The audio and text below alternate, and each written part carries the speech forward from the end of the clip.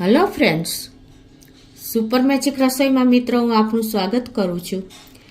આજે હું એકદમ સુપર ડુપર અને હેલ્ધી અને ક્રિસ્પી એવા આપણે દૂધીના ઢોસાની રેસીપી અને દૂધીની છાલની ચટણીની રેસીપી તમારી સાથે શેર કરું છું।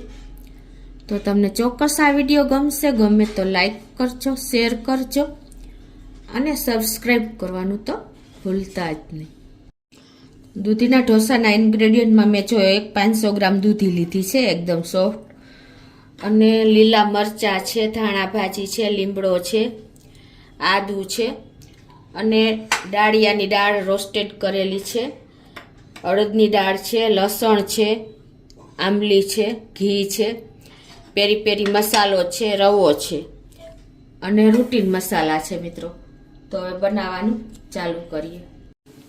તો મિત્રો આપણને ખ્યાલ જ છે કે દૂધીનું શાક તો કોઈ બાળકોને કે મોટાને ભાવતું જ નથી, પણ તમે જો આ રીતે ઢોસાના ફોર્મમાં આપશો ને તો બાળકો વડીલો બધા હોશે હોશે ખાશે, ક્યારેય નહીં ના પાડે। તમે કિલો દૂધી વાપરશો ને તો પણ। તો પહેલાં તો આપણે આ દૂધીને છીલી લેવાની છે, એટલે કે છાલ ઉતારી લેવાની છે। મેં આ દૂધીને ધોઈ અને કોરી કરી લીધી છે, અને બે બાજુથી આપણે આ રીતે ડંઠલ કાપી લેશું, કેમ કે આપણે આની છાલનો ઉપયોગ કરવાનો છે, એટલે હવે ધોવી ફરજિયાત છે। તો આ રીતે આપણે એની છાલ ઉતારી લેશું। જો આપણે છાલ ઉતારી લીધી છે, અને આ છાલને પણ આપણે ફેંકી નથી દેવાની, આપણે ચટણીનો ઉપયોગ કરવાનો છે। તો હવે આપણે દૂધીના નાના નાના પીસ કરી લેશું। તો આ રીતે આપણે એકદમ સોફ્ટ દૂધી લેવાની છે, બિયાવાળી નથી લેવાની। આ રીતે આપણે આખી દૂધી 500 ગ્રામને કટ કરી લેશું।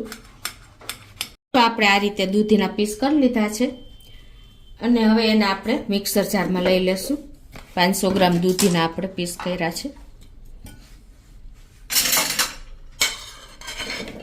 તો જો આપણે દૂધીને મિક્સર જારમાં નાખી દીધી છે, અને આ 1 કપ ચોખા મેં પાણીથી ધોઈને અને અડધી કલાક પહેલાં પલાળી લીધા છે। તો એકદમ સરસ જો પલળી ગયા છે, અને તમે જો પલાળવાનું ભૂલી ગયા હો ને તો તમે પૌવા પણ લઈ શકો છો। તો આ રીતે આપણે પાણી નિતારી લેશું, અને એને હવે આપણે આમાં મિક્સર જારમાં જ નાખી દેશું। હવે એમાં આપણે એક ટુકડો આદુનો નાખી દેશું, 1 ઇંચ જેવો, આ રીતે પીસ કરીને, અને 2 લીલા મરચાં નાખી દેશું। તમારી પાસે તીખા હોય તો પણ ચાલે। હવે આદુ નાખ્યા, મરચાં નાખ્યા છે ને, 1 આપણે લીમડીના પત્તા નાખી દેશું, 10 થી 15 આ રીતે, અને આપણે મુઠ્ઠી જેવી ધાણા ભાજી પણ નાખી દેશું, અને હવે આને આપણે પીસી લેશું।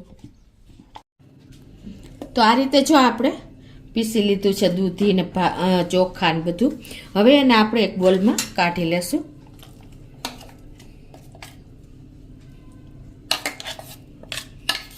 હવે એમાં આપણે ઢોસાનું બેટર તો પતલું જોઈશે, તો આમાં આપણે અડધો કપ જેવું પાણી નાખી દેશું જારમાં જ, અને એને આપણે હલાવીને બેટરમાં જ નાખી દેશું।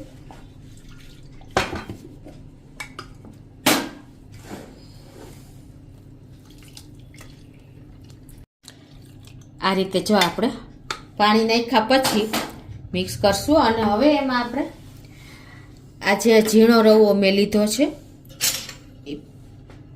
5 ચમચી જેવો, એટલે કે 5 ટેબલ સ્પૂન જેવો આપણે નાખી દેશું।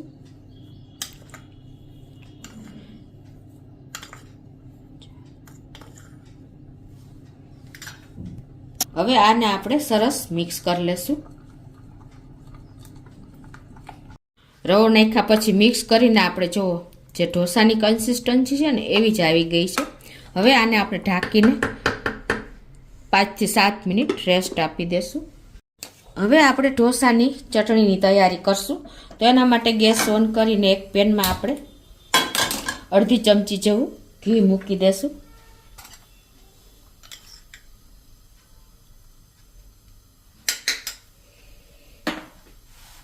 અને હવે આમાં આપણે અડધી ચમચી જેવી અડધી ચમચી જેવી રોસ્ટેડ આપણે દાળિયાની દાળ નાખી દેશું અને ગેસની ફ્લેમ અત્યારે મિત્રો આપણે સ્લો ટુ મીડિયમ રાખી છે અને 1 ચમચી જેવી આપણે અડદની દાળ નાખી દેશું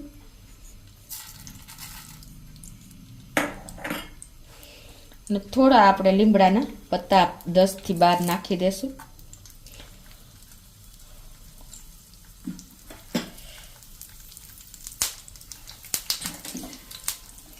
અને 1 ઇંચ આદુનો ટુકડો પણ આપણે આમાં નાખી દેશું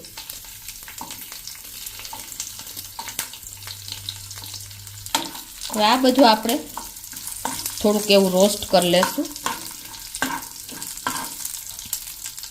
રીતે જો આપણો આ બધા મસાલા દાળ રોસ્ટ થઈ ગઈ છે તો એમાં આપણે ચૂટકી જેવી આપણે થોડી હિંગ પણ નાખી દેશું કેમ કે આ શેકાયા પછી જ આપણે હિંગ નાખવાની છે એટલે ટેસ્ટ બહુ સરસ આવશે હિંગનો અને હવે આપણે જે આ દૂધીની છાલ આપણે નાખવાની છે બધી ન નાખો તો થોડી કમથી આપણે અત્યારે નાખશું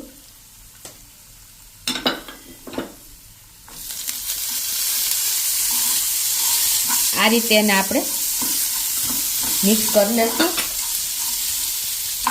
દૂધીની છાલ નાખ્યા પછી જો તમારે મીઠું નાખવું હોય ને તો તમે નાખી શકો છો પણ હું નથી નાખતી અત્યારે અને હવે એને આપણે ઢાંકીને 2 થી 3 મિનિટ આ રીતે થાવા દેશું એટલે શું છે કે દૂધીની છાલ એકદમ સરસ સોફ્ટ થઈ જશે થોડીક એવી તો જો 3 મિનિટ જેવું થયું છે અને જો આપણી દૂધીની છાલ એકદમ સરસ ટ્રાન્સપરન્ટ જોઈએ એવી થઈ ગઈ છે તો હવે એને આપણે આને ઠંડુ થવા દેશું અને ગેસની ફ્લેમ બંધ કરી દેશું જો આપણે આ રોસ્ટેડ મસાલો પણ ઠંડો થઈ ગયો છે તો એને એક મિક્સર જારમાં લઈ લેશું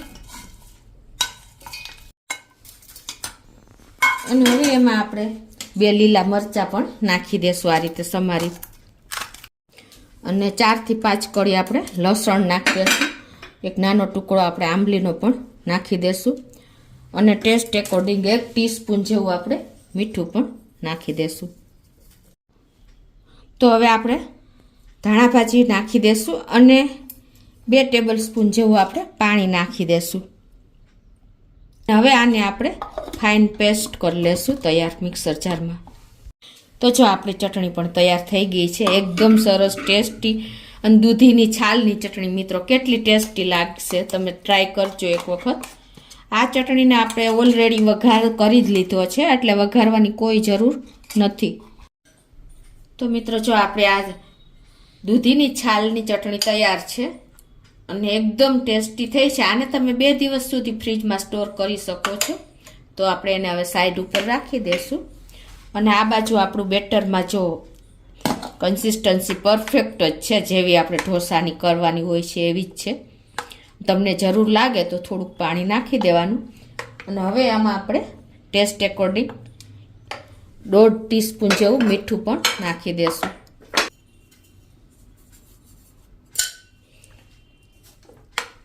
અને એને આપણે સરસ મિક્સ કરી લઈશું તો આ રીતે જો આપણે મીઠું નાખીને મિક્સ કરી લેવાનું છે મિત્રો આપણે આમાં જો આ દૂધી અને રવો છે ને તો આમાં આપણે ઈનોની કે સોડાની કોઈ જરૂર નથી પડે એમ એકદમ એવી આપણું બેટર તૈયાર થયું છે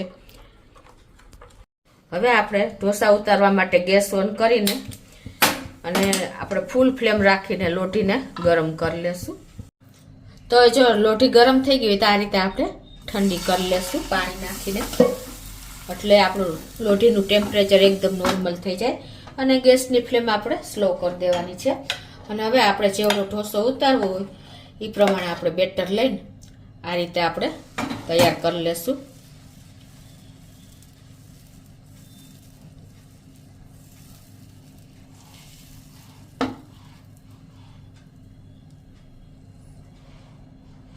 અને હવે આને આપણે 1 મિનિટ થવા દેશું હવે આપણે જો ઉપરની સરફેસ પણ ડ્રાય થઈ ગઈ છે તો તમે તેલ ઘી કે બટર કાંઈ પણ નાખી શકો છો અત્યારે હું ઘી નાખું છું આ રીતે આપણે સ્પ્રેડ કરી દેશું અને ઉપરથી આપણે પેરી પેરી મસાલો પણ સ્પ્રિંકલ કરી દેશું હવે જો આપણે બોર્ડર પણ છોડી દીધી છે તો હવે એને આપણે આ રીતે ઢોસો આપણો તૈયાર થઈ ગયો છે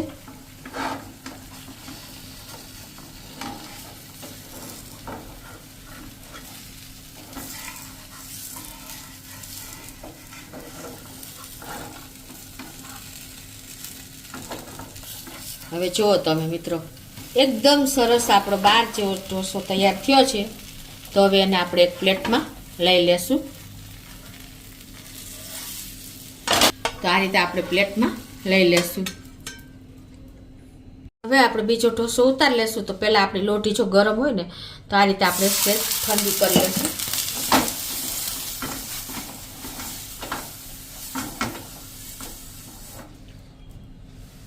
અને હવે આપણે પાછું બેટર તૈયાર કરેલું છે એમાંથી આપણે જેવડો ઢોસો ઉતારીશું એવડો ઉતારી લેશું.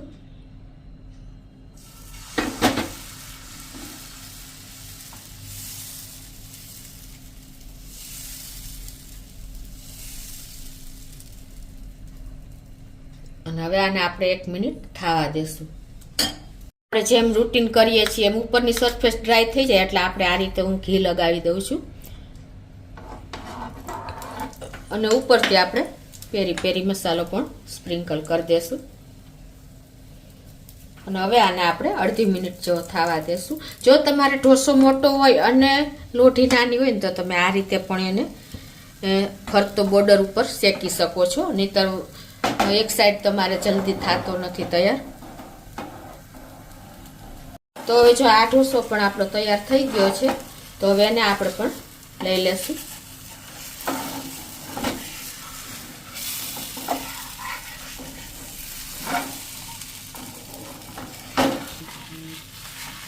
જો મિત્રો, એકદમ સરસ આપણા ઢોસા તૈયાર થયા છે. તો એને આપણે પ્લેટમાં કાઢી લેશું.